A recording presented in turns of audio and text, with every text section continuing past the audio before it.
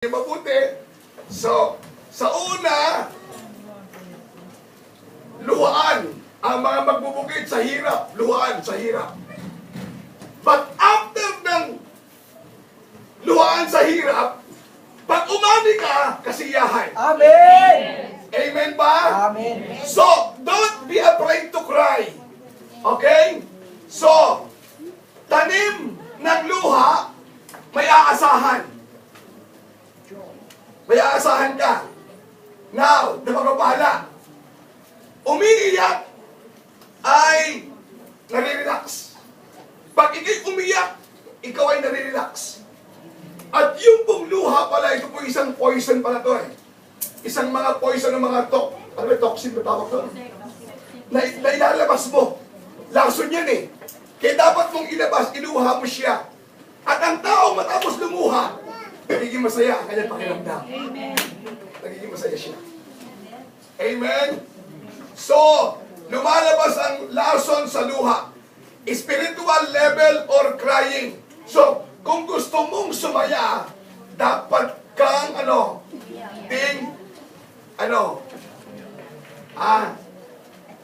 malungkot. Okay? Ang tao, matapos makaiyak, happy na siya. Totoo, hindi. Totoo yan. So, to be happy, be willing to cry. Tingnan mo, pag ikay may mga kahirapang sa iyong buhay, na halos naiiyak ka sa hirap, naiiyak ka na. Pero after na maiiyak mo yan, ang kasunod niya ay kasiyahan. Amen! So, steps to be happy is to cry. To cry. Wag mo pipigilin yung pag-iyak mo. Iiyak mo lang siya. Kasi after that, kakaroon ka ng kasiyahan. After you cry, grabe ang pakiramdam mo. Grabe ang iyong kagalakan sa puso. Di ba sabi nga, pag may mga umiiyak, sige sister, iiyak mo lang yan. Kasi after you cry, nagiging masaya ka. Okay? First step is to cry.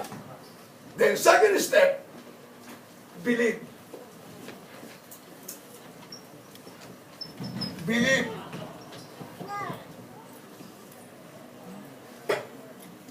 Believe in something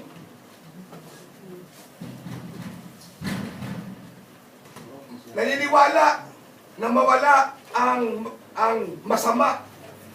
Pag nawala ang mga bagay na masama sa buhay mo, anong pakiramdam mo? Masaya. Isang tao yata. Pag ikay naniwala, okay, na mawala ang mga masama, okay, pag nawala yon, sasaya ka. Amen ba? So, believe in someone. Ang taong naniniwala sa isang bagay, sa isang tao, ay masaya ka looban. Amen! Especially kung sa Diyos naniniwala. Amen! Amen? So, believe is one of the steps to be happy. Amen ba? Okay? So, believe in yourself. In yourself. Kasi pag hindi ka naniwala sa iyong sarili, malulungkot ka. Believe especially to God. Mark chapter 9 verse 23. Mark chapter 9 verse 23. Anong sabi ng Mark 9:23? Kung may magagawa ulit si Jesus, mapangyayari ang lahat sa may pananalig. Okay. Possible to the believers be happy. Tingnan mo. Ninakawan na. Kinuha na yung bag. Masaya pang nag-share ngayong gabi. Amen! Amen! No, kung iba-iba yan, hindi siya believers ni Christ, hindi siya pwede mag-share na masaya. You never be happy na i-share mo ang nangyari sa'yo. Hindi, malulungkot ka, maiinis ka. But why? While you are sharing your experience, na ninakaw yung wallet mo, masaya ka pa rin ngayon. Kasi believers ka ni Christ eh. So when you believe, you become happy. Amen. Amen. Okay, so, okay. Paniwalaan mo, yung husband mo, mabuting asawa. Paniwalaan mo, yung anak mo, mabuti. Kasi pag hindi naniniwala, nagiging masaya ka. Malulungkot ka lang pag hindi ka nagtiwala, nagkaroon ka ng doubt sa puso mo, hindi ka na masaya. Kaya, pangalawang step, believe. Did you get my point? Amen. Maniwala ka! Maniwala ka! Amen! Tapos, maniwala nga ito. Kung ikaw'y maniniwala na ang iyong ginawang prayer request as a prayer, masaya. Masaya ka. Amen! Tara mo, kumuha ka ng prayer request, hindi ka naniniwala, hindi ka masaya. Pero palibasin, naniniwala ka sa ginawa mong request mangyayari, ibibigay ng Panginoon, nagagala ka. Nagiging masaya ka. Amen ba? Amen. So, mapapalad yung mga nananalig. Yung nananalig, may pag-asa. Ang pag-asa ay masaya. Amen? Paniniwala ay napakahalaga. Kaya tayo ay sumasaya. Kahit may mga pagsubok, kahit may mga problema na dumarating dahil meron tayong faith sa Diyos, sumasaya pa rin tayo. Amen. Hallelujah. Amen ba? Amen. So, let us give our,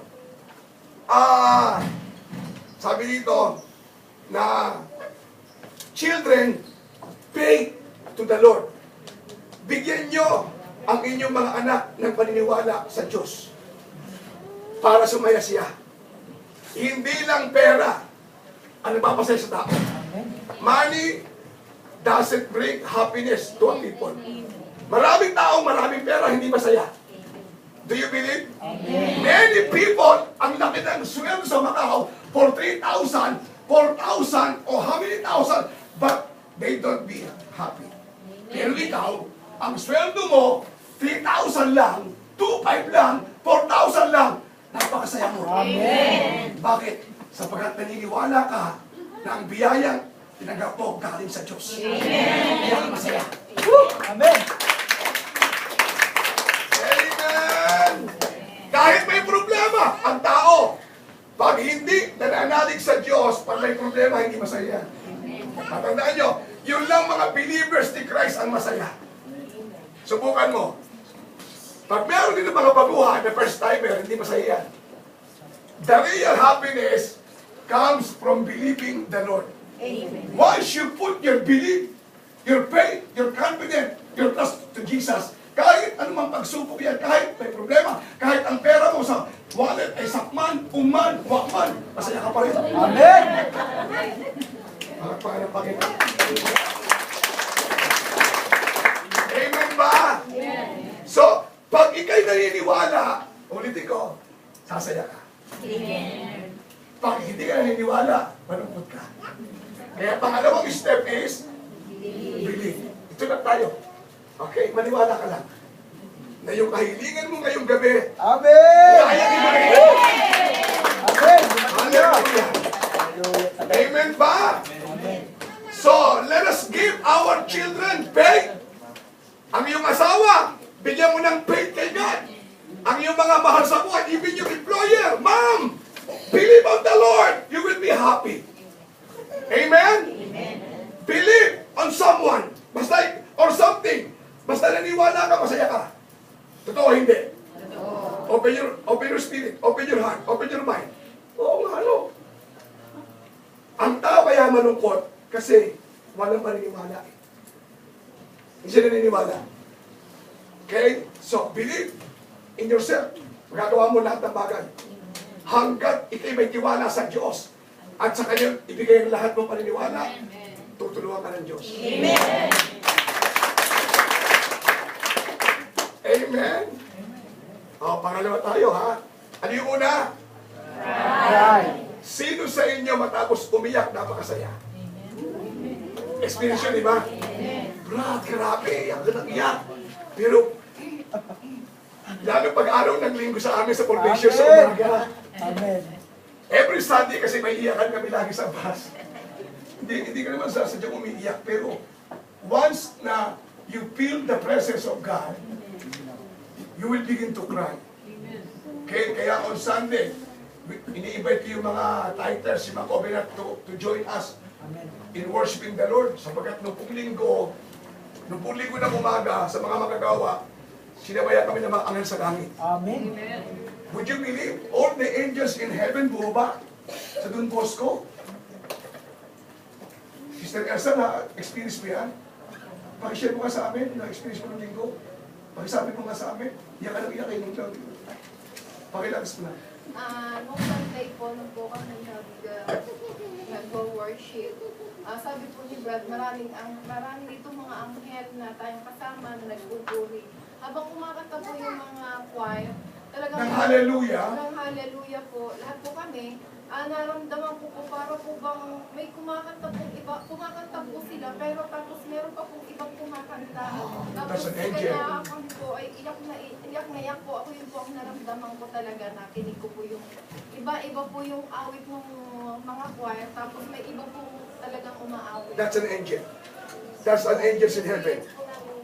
And believe me, tonight, the Lord is here. Amen. The Lord is here. Amen. Hindi sasaya yung hindi naniniwala. Amen. But if you believe that God is here, sasaya ka. Amen. Amen. Amen. Ang saya-saya. Okay? So third, kasi ako na to eh. So una, step to happiness is cry. Then pangalawa, believe. Then third is hope. Ang taong may pag-asa, masaya. Okay? Umaasa in something. Amen. Umaasa in something. Amen. Umaasa in someone. Amen. Pag ang taong hindi na umaasa, madali nang magpakamatay. Totoo hindi. Ang taong hindi na umaasa, handa na tumalo sa Taypa Bridge. At nagpasagasa sa train. Amen? Kasi wala nang pag-asa eh. Okay? Ang taong walang pag-asa, hindi makikita ng ngiti sa labi. Never. Amen. Kaya ang pag-asa, isang hakbang upang tayong lahat ay sumaya. Amen. Hallelujah.